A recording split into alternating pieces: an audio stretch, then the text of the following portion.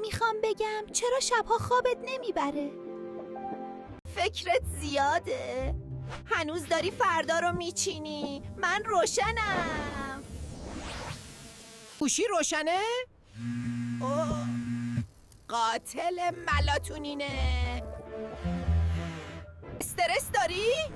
کورتیزول میگه بیدار باش. قهوه ساعت 6؟ خب معلومه خواب ندارم. کل روز نشستی و انرژیت مصرف نشده. من پاور دارم. خواب بی برنامه؟ بخوابم یا بیدار شم؟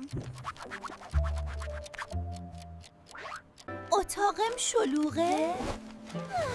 ذهنمم همین شکلیه.